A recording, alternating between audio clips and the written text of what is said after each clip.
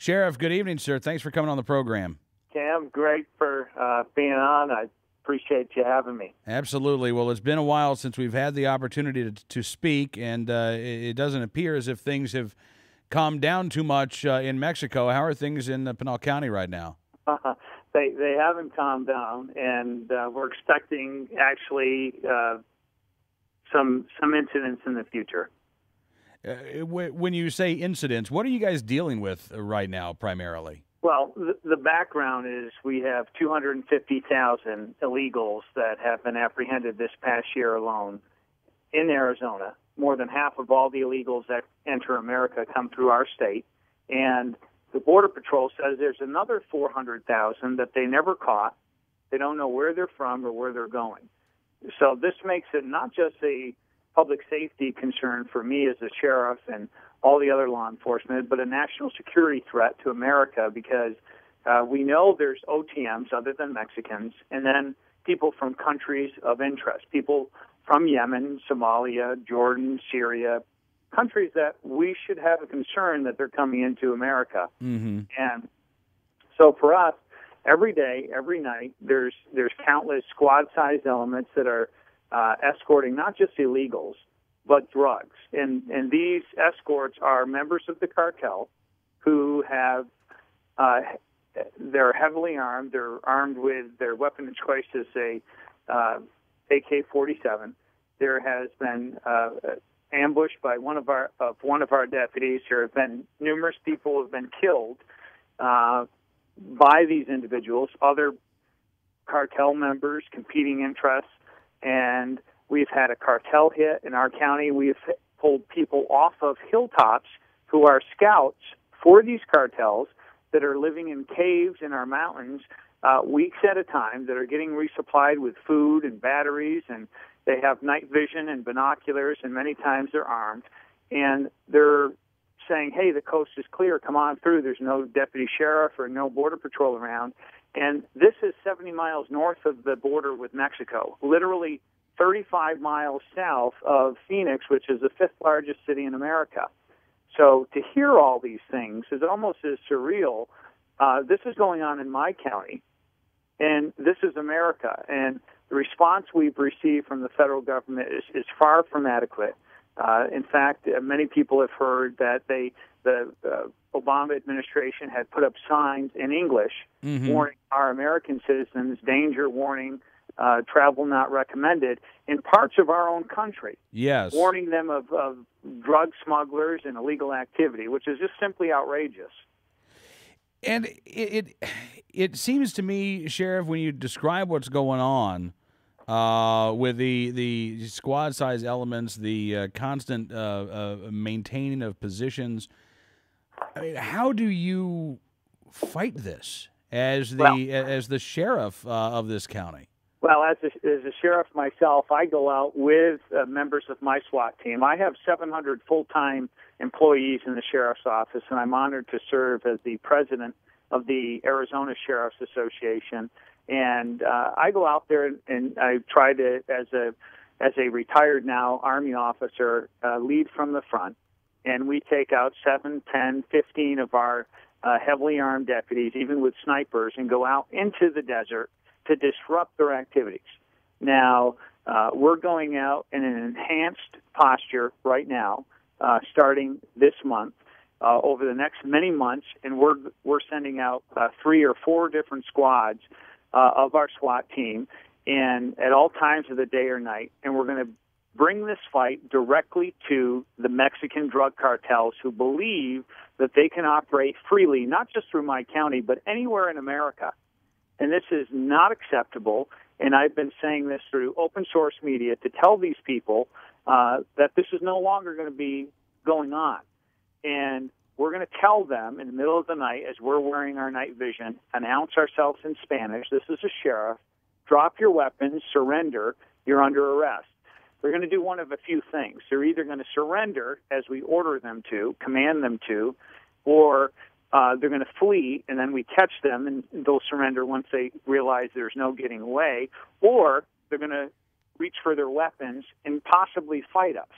Now, when that happens, there's going to be a gun battle, And we already have the position staked out, and we have, in military tactics, use as much of the terrain and use overwhelming force to have every advantage that we possibly can to mitigate the threat against our sworn deputies. But this is going to kick off something very big in America, where now it's the sheriffs, the elected sheriffs in America, who are constitutional officers, are doing what the federal government has failed and refused to do, and that's to protect America and our families. Do you believe, Sheriff, that our gun laws need to be changed? I mean, you talk about the weapons that the drug cartels are using. We've heard Mexican President Felipe Calderón say that our gun laws need to be changed. We need to have a ban on semi-automatic firearms in this country. Do you believe that that would help you or your officers outside of the constitutional issue? Do you think if we changed our gun laws and banned these rifles, do you think that would help? No. In fact, what we've done, we're a huge Second Amendment state in Arizona, and we've, in fact, allowed anybody to no longer need a permit to carry concealed in Arizona. And that isn't a concern of mine as a law enforcement leader, that we respect gun owners' rights, and we know those law-abiding citizens are patriots. And not only we follow the law, we respect law enforcement. But to have, it's these criminals, and these criminal elements are the ones who never abide by the law. So why the heck would they ever follow any other law? You know, we had, just a couple months ago, two of my young deputies were in a gun battle with a lapper, a legal permit resident alien. This guy is a prohibited possessor, yet he has a gun. He's shooting at my deputies, and my deputies should have never been in this fight with this guy because he had 3 DUI convictions. He had aggravated domestic violence assault against his wife, who is also illegal. He had assault against a police officer. These are all convictions. And yet the ICE, Immigration Customs Enforcement, releases him, and then this happens, a gunfight with my deputies. And this is how screwed up our federal government is, and instead of helping us at a time when we need this help in Arizona, they have decided to sue our state, to take us to court at the very hour when we need the help the most.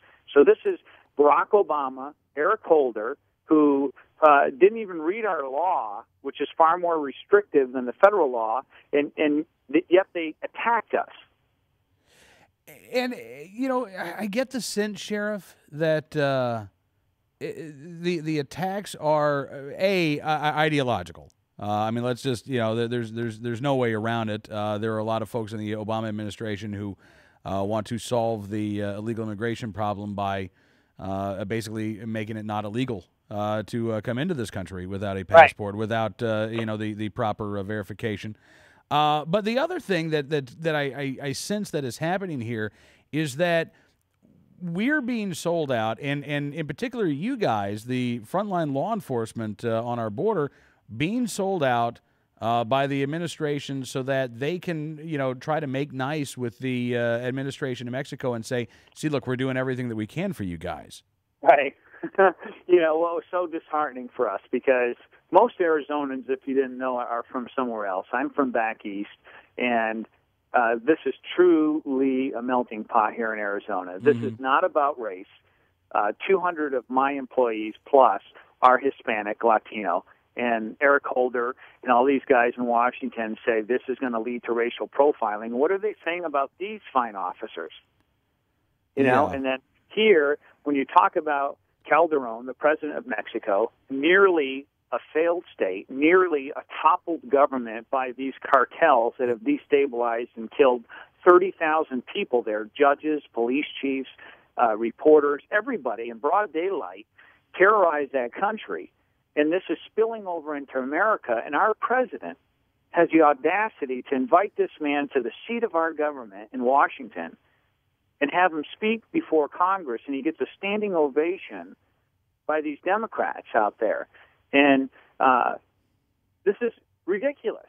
This is how do we arrive at this point now where America and our principles have been tipped up on to their head, and we are questioning law enforcement officers, a pillar of our justice system, and question the goodness of these men and women who protect our families, who are the heroes in our community, and somehow we arrive at this point where we don't trust them to be able to ask a question of people who are here illegally. Sir, where are you from? Are you here visiting? Do you have an identification? Are you a citizen? This is what's so foreign, and it's not far-flung for us to believe as citizens that if we've gotten to this point, where are we going to be 5 years from now? Mm-hmm. If we don't stop this course that we're heading down and what has appeared to be down the path of citizenship for people who are here illegally, and a path of what many believe has been a path towards socialism in our country, and a betrayal of everything that we have built and founded our country upon. And this is where I think a lot of people on November 2nd said, stop. This is not the future of this great nation, this republic. And I'm so encouraged by that, and that the outpouring of sheriffs across America as well to send backing for their fellow elected sheriffs out here and standing up and not only speaking this message, but to say that this is not going to go on in our country. That literally, I've served in Iraq. Mm-hmm. I've served on the border as a tactical commander. I know what I'm talking about when I talk about a secure border and what that means and the threats against our country. This is a greater national security threat to America, this unsecured border with Mexico, than Iraq, Afghanistan, or any of these other threats outside of our country. Because when we're having hundreds of people, not just the illegals and all the cartels, the fact that they're sending assassins from these cartels into my county, and the federal government has known about this so they can kill bandits or competing interests, but the fact that we have people from these dangerous countries far-flung across the globe coming in through this border. And when the 9/11 Commission says, do not get lulled into a sense of false security, and know that there's going to be these sleeper cells. And now the only thing we hear from Janet Napolitano is that there's unprecedented resources being brought to the border, that the border is more secure than ever before, and yet they never acknowledge, and this is what you pointed out earlier, Cam, they're talking political speak, yet they forget the other two legs of this stool, the public safety threat to America and the national security threat. And they just keep trying to, with these Jedi mind tricks, to convince us by argument that the border is secured, and it's not. Right. And that, I think, is where Americans are palpably frustrated because, as you say, we hear the political speak, and we know that the political speak bears very little semblance to reality. Right. You've got Hillary Clinton a few months ago was, she made the comparison between Mexico and Colombia in the early 1990s, and the Mexican government got really offended by this, and she backtracked. And of course, no, we didn't mean that, there's any risk of a failed state in Mexico. And apparently that's exactly what the opinion of the State Department is, that there really is a risk of a failed state in Mexico, that the drug cartels really do control large swaths of the country, including cities with hundreds of thousands of residents. The cartels are the de facto authority. And again, our government doesn't feel like they can actually say this because it's embarrassing to our ally to the south. Well, as embarrassing as it may be, it's also the truth. Exactly. It's like the emperor has no clothes. I mean, what are we waiting for? And this is where, when these incidents happen in my county, because we're not allowing this to go on anymore. I'm chasing just last week. I'm chasing illegals and whoever else through cotton fields out here. Myself with my deputies, and it's like, what are we doing? Yeah. Why haven't we secured this border? Why can we spend $775 billion with a B dollars in Iraq and be there 7 years? Now, look, I support that mission, but we can't spend $3.5 billion here to secure our own border in our own country. It's a worthwhile question without a good answer so far, Sheriff. And now listen, well, you know what? The president needs to get his rear out here. He's been on 5, now it's 6 vacations he's going on. He's going to Hawaii this time. Mm-hmm. I haven't been on one. The people of my state can't go on a vacation from this. And this president, as any leader has an obligation to do, is to find out for himself. And he's yet to do that. And he has not done his job. He has not come here to inspect this national security threat. And he owes that not just to Arizona, he owes that to America. And this is where he's not going to have me silenced and everybody else out here in this state, because we're going to stand up for Arizona. We're going to stand up for America and for our rights to secure the border. I'm not going to be shouted down, called a racist or anything else, or have our president run around the globe apologizing for America, and yet somehow I'm going to be told that my deputies are somehow racist or jackbooted thugs because we're asking people who are here illegally who they are and where they're from. I reject that. That is not America. Absolutely. Absolutely. Sheriff, I got to ask you one more question before we let you go here, and I appreciate your time tonight. I've seen reports from south of the border that the cartels are increasingly using juveniles. In fact, there was a 14-year-old who I guess was actually a U.S. citizen who was taken into custody. He stands accused of murder by machete of several individuals. Are you seeing the age of the cartel members that you all are apprehending in your county? Are they going down? Are the cartel members using younger individuals because when they get caught, the penalties for them are not as severe? Yeah, and if you go, our website too is Sheriff Paul, my name, sheriffpaul.com, and we're seeing that not just with Mexican or other than Mexican teenagers. We're seeing that with U.S. teenagers. We busted an entire DTO, a drug trade organization, and arrested 33 key individuals here, took their houses, their cars, all kinds of cash, and we found that they were luring our American teenagers with cash, with drugs, and with parties. And that's what they're doing. They could care less about anybody. Yeah. It's all about business to these people, and it's a billion-dollar industry. And we're fighting powerful people. The federal government says they have 23 LPOPs, listening posts, observation posts, in my county alone, where these scouts provide safe passage to these cartels with rolling encryption for the radios, some technology that even local law enforcement doesn't have.